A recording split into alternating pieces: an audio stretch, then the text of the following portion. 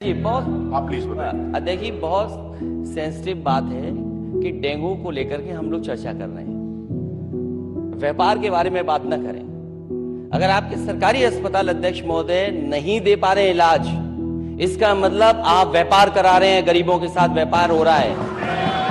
और अगर ये सरकार ये कहती है कि सरकारी बात, तो ये बताए कि प्राइवेट हॉस्पिटल में इलाज ज्यादा हुआ कि सरकारी अस्पताल में इलाज ज्यादा हुआ। और डेंगू को लेकर के लाखों रुपए खर्च हुए गरीबों के, क्या लाखों रुपए में नहीं इलाज हुआ? सवाल केवल डेंगू का है कि लाखों रुपए क्या खर्च करने के बाद भी इलाज नहीं हो पाया, जान नहीं बचा पाए। क्या ये परिस्थितियां नहीं है क्या? ठीक, माननीय मुख्यमंत्री जी, माननीय मुख्यमंत्री जी। अध्यक्ष जी,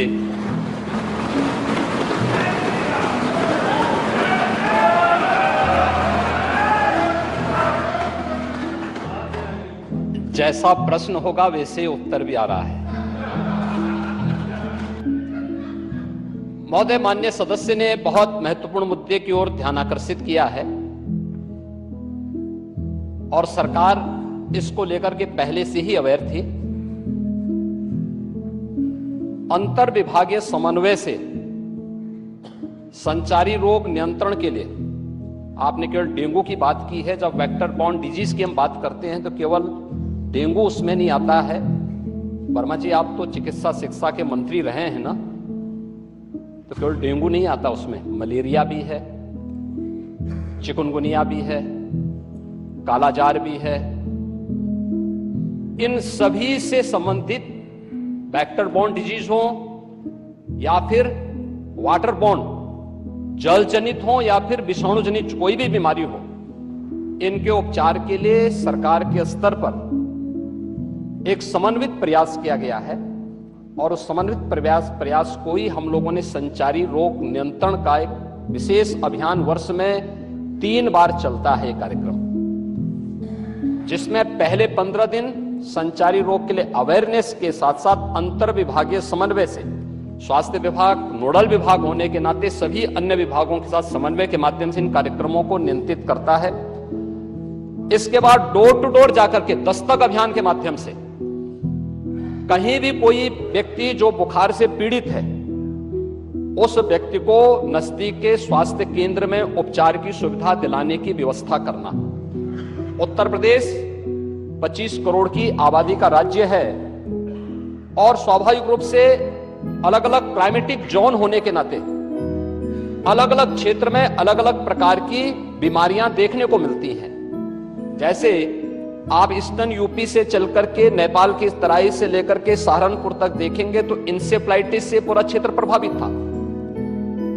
अगर आप बरेली और बदायूं और उसके आसपास के क्षेत्र को देखेंगे तो ये क्षेत्र मलेरिया से ज्यादा संक्रमित रहता था। वाराणसी से लेकर के प्रयागराज, लखनऊ, कानपुर होते हुए अगर आप फिरोजाबाद, आगरा तक पहुंचेंगे तो ये पूरा क्षेत्र डेंगू से प्रभावित है। अगर बुंदेलखंड क्षेत्र में अगर आप देखेंगे तो ये क्षेत्र चिकुनगुनिया से प्रभावित है। बिहार से सटे हुए जो हमारी सीमाएं हैं, वहां पे हम देखेंगे तो कालाजार इन क्षेत्रों में ज्यादा प्रभावी रूप में देखने को मिलता था। और सरकार के द्वारा जो समन्वित प्रयास किया गया है, आपने केवल डेंगू की चर्चा की, बीमारी डेंगू पूरी तरह नियंत्रण में है और सरकार के द्वारा समय पे उठाए गए कदमों का परिणाम था। एक प्रकार का ये फ्लू हो गया है, फ्लू है, आता है, इसका एक अपना एक साइकिल इसका होता है। लेकिन मुझे आश्चर्य होता है कि जो सदस्य यहां पे प्रश्न उठा रहे थे, अब एक बहुत सीनियर सदस्य हैं, वो तो जब चिल्ला रहे थे तो मुझे उनके स्वास्थ्य की भी चिंता हो रही थी, रविदास मल्होत्रा जी की। उसको आपने जो बात कही है वह ब्लड ट्रिप नहीं था, उसको प्लेटलेट्स कहते हैं, ठीक है ना, प्लेटलेट्स कहते हैं।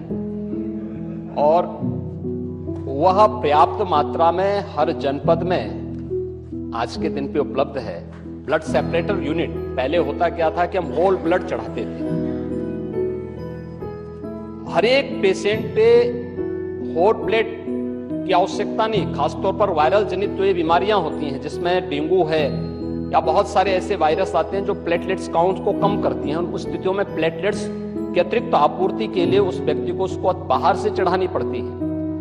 इसके लिए हर जनपद में ब्लड सेपरेटर यूनिट दी जा चुकी है, वे काम करनी शुरू की है। वहां पे हर जगह सरकार के स्तर पर बेहतर प्रयास हुआ है। और जहां तक नेता प्रतिपक्ष के द्वारा यह कहा जाना कि साहब प्राइवेट हॉस्पिटल में, याद रखना डबल इंजन की सरकार है, ये केवल बोलती नहीं करके दिखाती भी है। प्रदेश के अंदर 10 करोड़ लोगों को आयुष्मान भारत और मुख्यमंत्री जन आरोग्य योजना के अंतर्गत 5 लाख रुपए सालाना स्वास्थ्य बीमा का कवर भी ये सरकार उपलब्ध करा रही है। वह किसी भी पैनल्ड हॉस्पिटल में, वह सरकारी हो, सरकारी में सारी सुविधाएं फ्री में हैं, लेकिन किसी भी प्राइवेट हॉस्पिटल में जाता है तो वहां वे सुविधाएं मिल रही हैं। और ये पूरा सदन गवाह है कि हर माननीय सदस्य को इस सदन के द्वारा अपनी निधि से ही 25 लाख रुपए सालाना देने का अधिकार दिया गया है। और यही नहीं, मुख्यमंत्री राहत कोष से हम चेहरा देख करके पैसा नहीं देते हैं। कोई भी व्यक्ति जो भी आवेदन करता है, कोई भी पीड़ित हो, उसकी जाति, उसका मत, उसका मजहब नहीं देखा जाता है, बल्कि वह पीड़ित राज्य का नागरिक है। उसको प्रदेश में, देश में या दुनिया में जहां कहीं अच्छी स्वास्थ्य की सुविधा मिलती है, और सुविधा के लिए मुख्यमंत्री राहत कोष से भी हम पैसा देने में कोई कोताही, तमाम मान्य सदस्य विपक्ष में बैठे हुए हैं, वो हर व्यक्ति इस बात को कह सकता है। उनके प्रस्ताव आते हैं बिना किसी भेदभाव के, हमने उसके लिए भी धनराशि उपलब्ध कराई है। आयुष्मान भारत और मुख्यमंत्री जन आरोग्य योजना भी है। आभारी आदरणीय प्रधानमंत्री जी के, जिन्होंने आयुष्मान भारत जैसी योजना दी, जिसमें हर गरीब से गरीब व्यक्ति भी आज अपना उपचार किसी भी अच्छे कॉर्पोरेट हॉस्पिटल में भी करा सकता है। इसके अलावा माननीय विधायकों को भी 25 लाख रुपए तक खर्च करने का अधिकार दिया गया है। और इसके साथ ही मुख्यमंत्री राहत कोष भी उसके लिए उपलब्ध है। इसलिए समस्या केवल इस बात की नहीं कि हम समस्या के समाधान की ओर जाएं, समस्या केवल हर मुद्दे का राजनीतिकरण करके समाज में अव्यवस्था पैदा करना, लोगों में असंतोष पैदा करने का जो कुत्सित प्रयास किया जाता है, वह तो कोरोना कालखंड में भी लोगों ने देख लिया था, जब आप लोग बहका रहे थे लोगों को कि वैक्सीन मत लगाना, ये मोदी वैक्सीन है, और लोगों को गुमराह कर रहे थे। परिणाम क्या है? मोदी जी के शासनकाल में, उनके मार्गदर्शन में हमारे वैज्ञानिकों के द्वारा बनाई गई दोनों वैक्सीन दुनिया की सबसे प्रभावी वैक्सीन है। दुनिया के अंदर तमाम देशों में कोरोना महामारी के मामले बढ़ते हुए दिखाई दे रहे हैं। भारत में कोरोना कंट्रोल है और उत्तर प्रदेश में भी पूरी तरह नियंत्रण में है, कहीं कोई समस्या नहीं है।